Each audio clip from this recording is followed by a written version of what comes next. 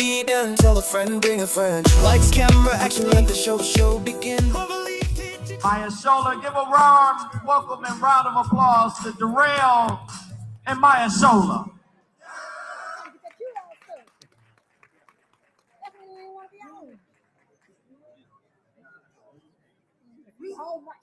We are back. Hope you had an amazing lunch.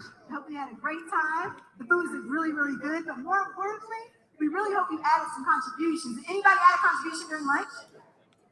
Yes, yes. What did you add it for? We need some more yeses. We need some more yeses. We need lots more yeses. Did anybody add a project or initiative? Not yet. They said we're eating. Okay, eat, but that's fine because we're going to entertain you and also educate you and uplift you and elevate you with panel number 3.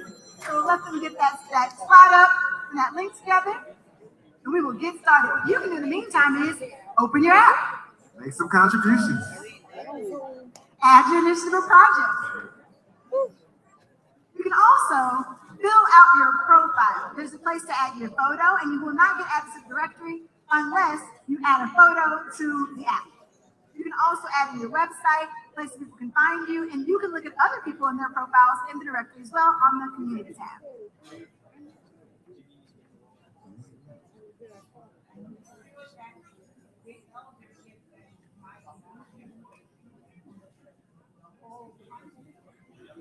As soon as we have that link up, we're ready to go.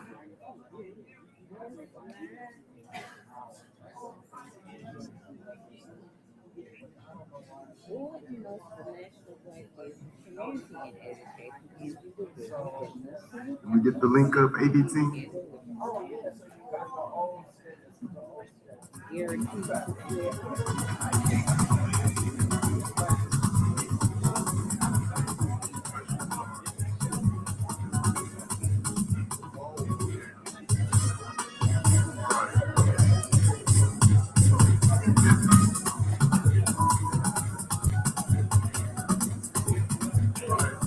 Okay, we are all ready. Welcome back. Ready for portal number 3. This time, we're going to listen for systems. We are definitely going to listen to some systems. Now, Darrell's going to give you a little bit more about this panel because he was able to be in the supplier program, had an amazing time. So we'll allow him to kick us off so we can learn about our panelists. Big shout out to my man right here, because if it wasn't for him,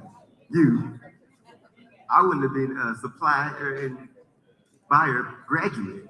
Well, not officially, maybe tomorrow. But the program was amazing. It's probably one of the best, was the best program that I've ever done as far as business development. And we are so appreciative because it's taken Fresh Track so far that when we get clients in that need certain documents, need certain pieces, need us to be in a certain position, we are already there. And to be honest, there's so many things we had no clue we needed before that program. So if you hadn't heard about him, hadn't heard about the work that they're doing, we definitely suggest you get on all that because it has helped us tremendously. We're forever grateful. Thank you so much. Okay, could we all get to know our panelists just a little bit? Could you each introduce yourself, a little bit about you and your background? Or we'll go from left to right. Can y'all hear me okay? Yes. Good afternoon, and I hope everyone has got over that big lunch. And if you haven't, we're not bashful. We'll raise our voices. We'll speak up. And we're glad the DJ turned off that song he had on just a second ago because we were just prone to set out a march. My name is Gazzy Williams. I'm a co-founder of a platform called C3PI, which we do business readiness, and also CEO and founder of Double Ventures. Have over close to 30 years of experience in high tech and also global supply chain. And if any of you have been certificated in supply chain, have actually been a ghostwriter for those type of exams, certification, actually even running organizations to the tune of almost $2 billion around the world, and continue to now bring my expertise as part of our partnership and continue to help businesses grow, collaborate, and also achieve ROI.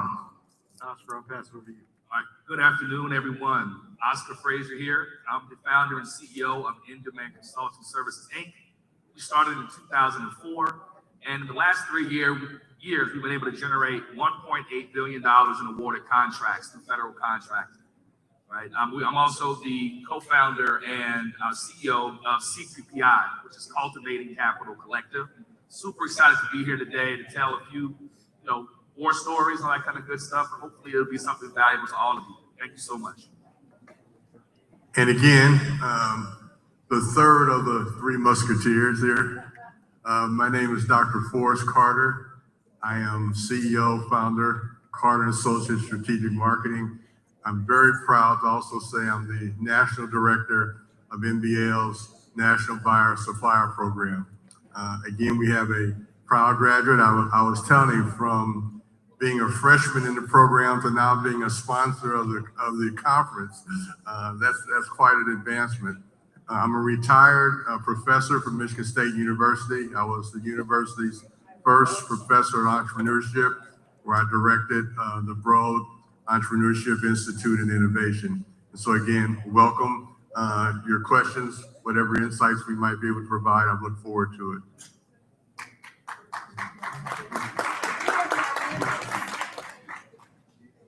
Okay.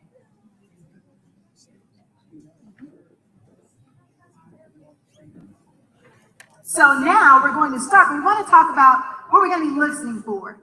As you're thinking, think about yourself, think about your business. Also, for recommendations, let's think about who buys, Who supplies? who qualifies, And who decides? Yeah, we got bars.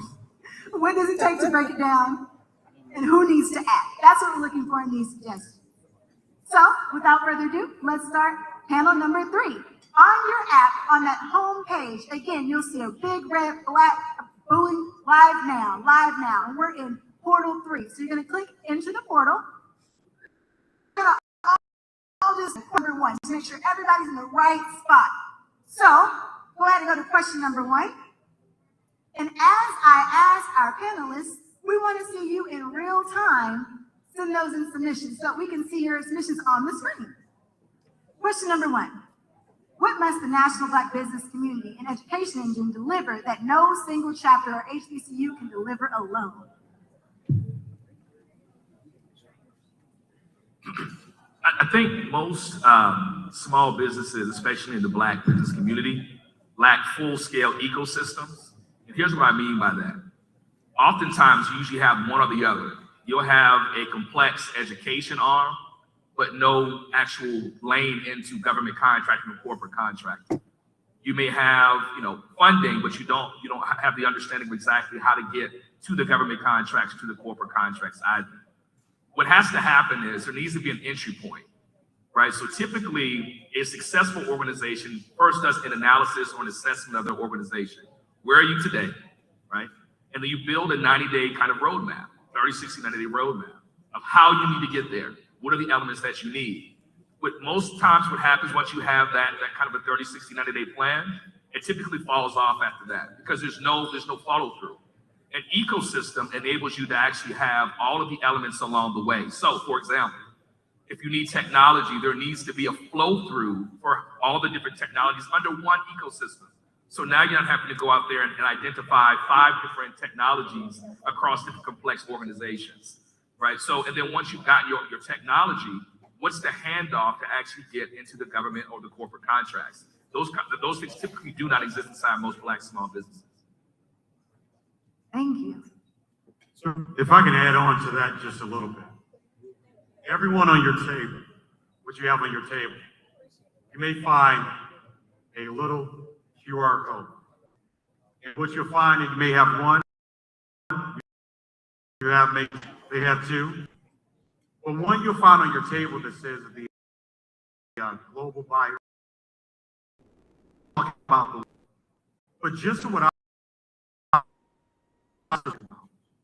not having a 90-day and above execution plan, not knowing where your actual gaps are, not understanding how to assess your business, and understanding what you need in order to be able to develop that ecosystem. You see, first of all, pick up this and there's an assessment. So if you don't know how, we want to make sure it starts today. is starting with that how. You'll now have a full plan that's being developed for you. But not only will you have a full plan, but you'll also have people to connect with in order to help you execute that plan. And that's very important. Not just seeing what the actual is, what do I need to do, but also having folks that can go along with you on the journey. Because as we now start to go into this new age of AI, which is very important, is we don't remove each and every one of you. So understanding that, be assessed, be able to connect, so that we can continue to help you along that activation path. And that connects to every question you see here. Doc, anything you want to add? I don't want to prolong the process, but the question answers itself. 2 words, single and alone. They can't do anything single and alone. All right? The whole issue is scale. And so the very fact, the other word is community. You can do everything through community. Resources, knowledge, execution. And so that's the key. A community can do everything that no single entity can do alone. Thank you so much.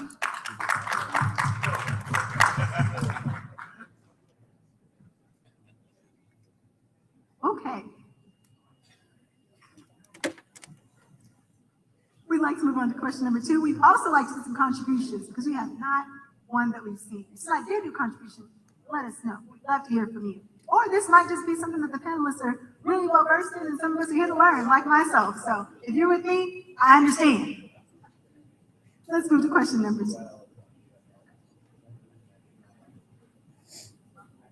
Question number 2 is, where are the biggest gaps in AI literacy, workforce reskilling, and entrepreneurship training right now?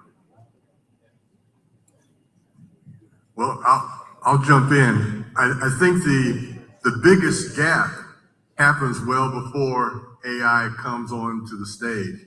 I think several of the speakers earlier this morning mentioned the fact AI can't automate hope, okay? There's some AI systems that can think, but they can't imagine. And so my point being, there has to be a system. Your organization has to be system-oriented and data-oriented before you can truly integrate AI.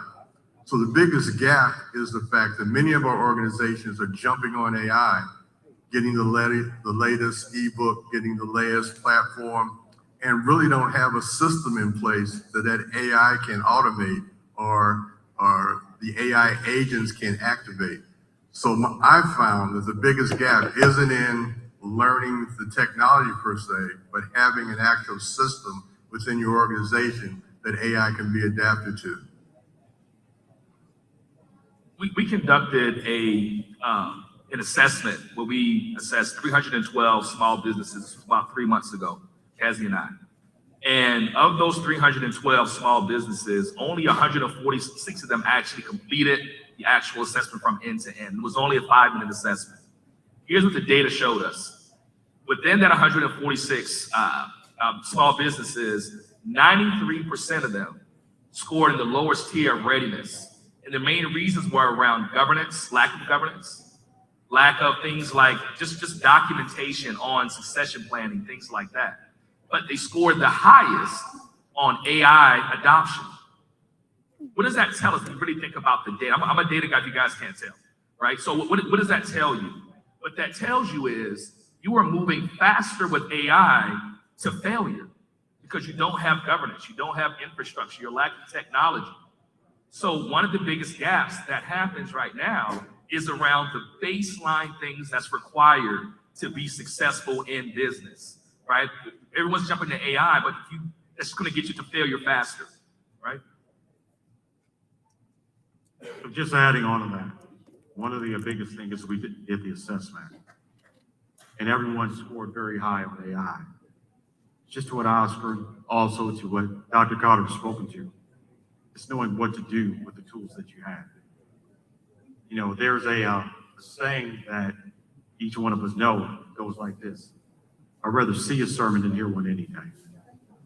So a lot of times is that where you can read and you can say, and now understand things through AI, it's now being able to now know how to use the hammer that you've been given, know how to use the saw, know how to use the level.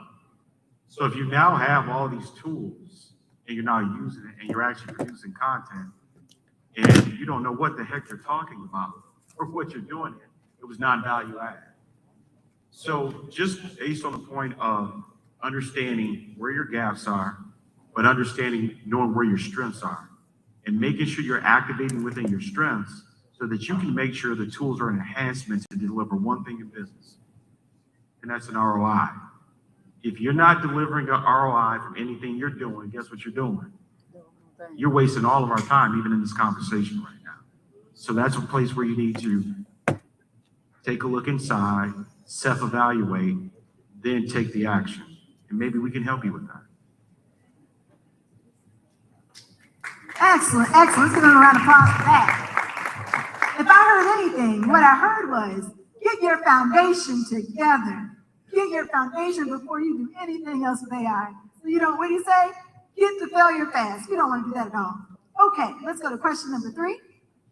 Which HBCU industry partnership would move the most Black talent into ownership by 2035?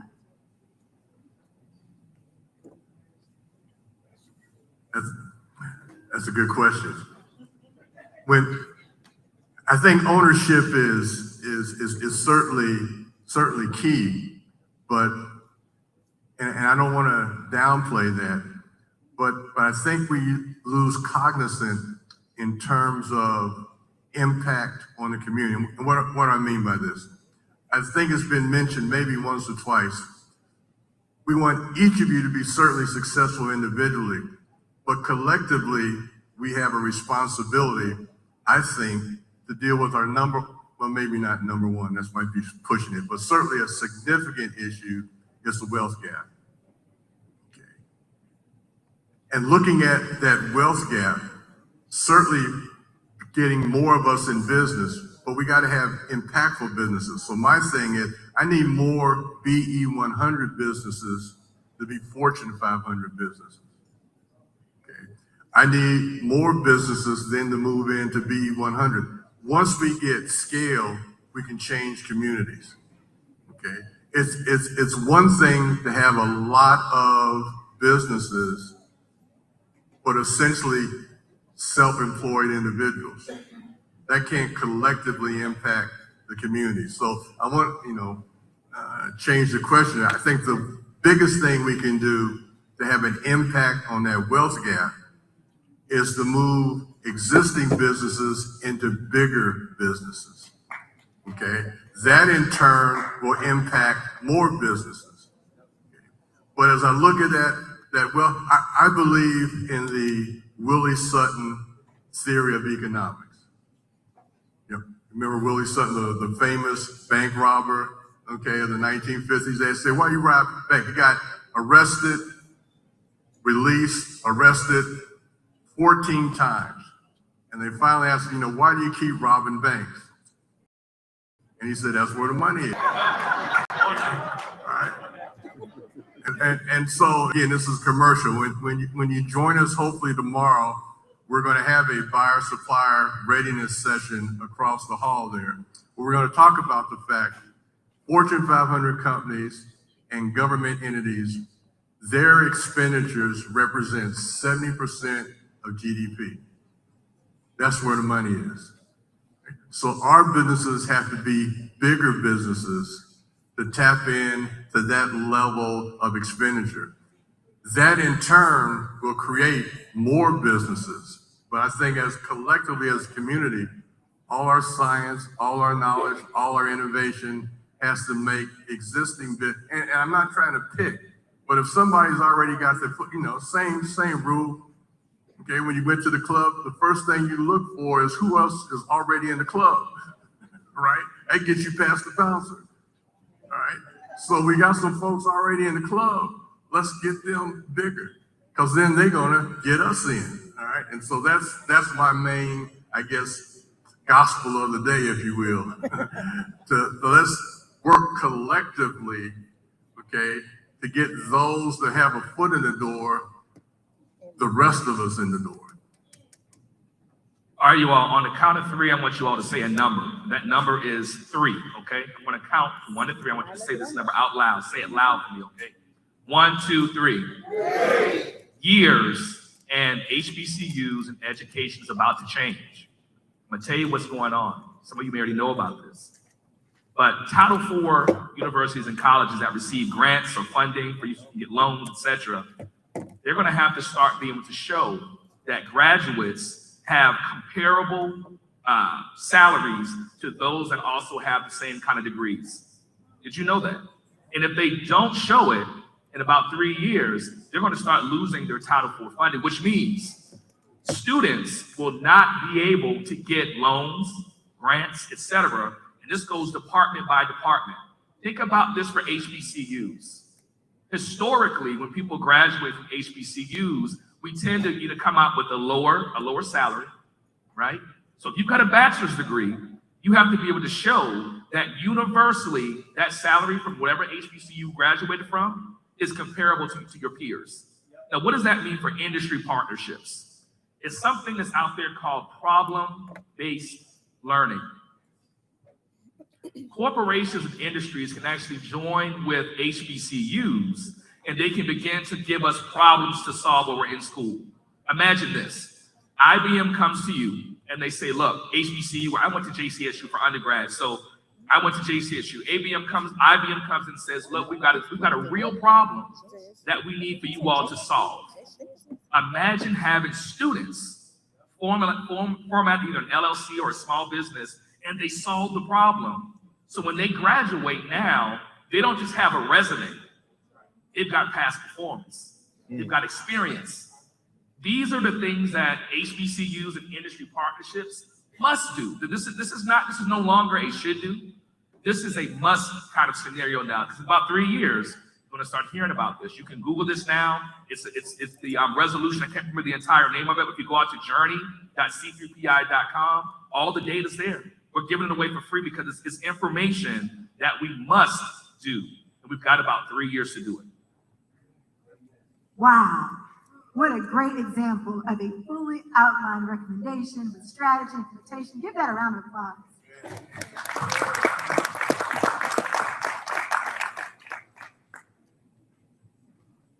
So just to add on to that, and as we talk about HBCUs, you know, I didn't go to a HBCU, but there was a funny thing, you know, the story that I was reminded by that by my oldest son one time when I went to pick him up from college. He said, "You don't get it. He goes to a PWI." And right, that's what I heard. That's what it's called, right? And I had to call my wife and just say, our son just told us we went to a PWI, so we in our Detroit selves, we don't get it, right? But with that and understanding that, of seeing what's going on and relating to those of you who actually went to HBCUs and understanding the culture and the impact, we've done a lot of work there. And from there, it's been understanding what does it take when we start talking about within these next 3 years. What are these departments going to need, and how are they actually going to have impact? And so when we start talking about this problem-based solutioning, one of the things that we're having to make sure that we do now is take something that are in certain parts of education and make sure now we transfer it to others. And if any of you have an engineering background, you know that some of you to graduate, you had to write a thesis, you had to do a senior design project that was actually going to now deliver real world results. So in order to make sure that we're transferring that level of connectivity across the board, it's going to be very imperative that now folks are not just going to school and leaving with nothing. You know, I was just having a conversation with Dr. Carter about this, and from growing up in Michigan, how many folks actually spent all this time in school and we saw working in a supermarket, just going back and getting a job in a factory where they didn't even have to waste that time. The importance now is that we make sure that we take the essence of what Booker T. Washington had taught from the beginning. There's a place for everyone. There's a place for the mechanic, the carpenter, the bricklayer, the engineer, the architect, even the poet. And making sure that each one is in their right place to be able to connect and be able to have impact.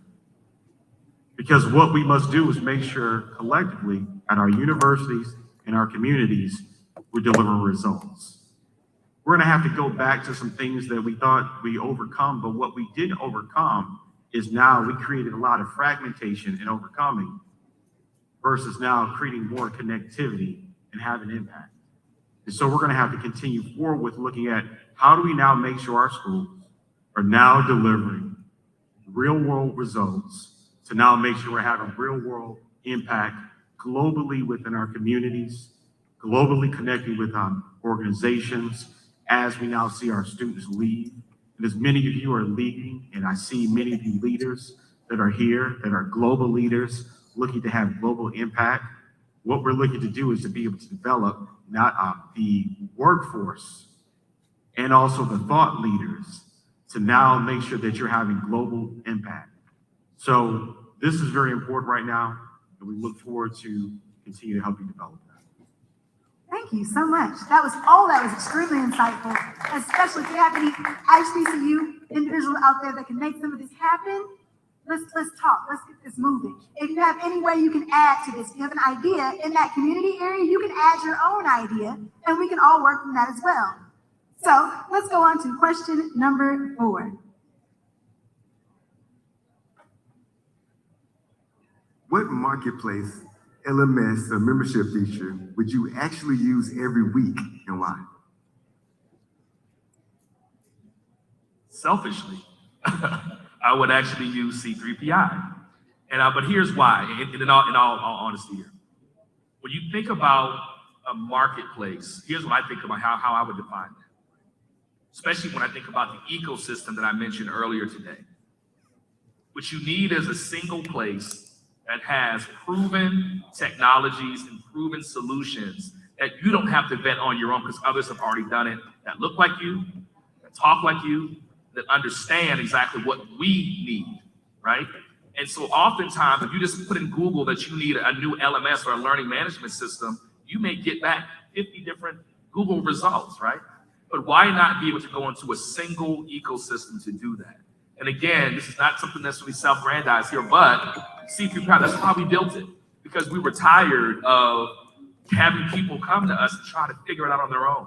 So it's like, I know what you need, because we're all doing the same kind of work, right? So that's what I would recommend, is to have a singular type of solution. C3PI does that, but if you can find other marketplaces that have a single marketplace and LMS and membership features, like for example, some of the ones that we do, we have things like gamification, right? So you can look at leaderboards and people are getting active and they're doing things. Like that's what we need. Like I know I went to HBCU, like we used to sit on the block and just talk sometimes about life and things like that to really empower each other.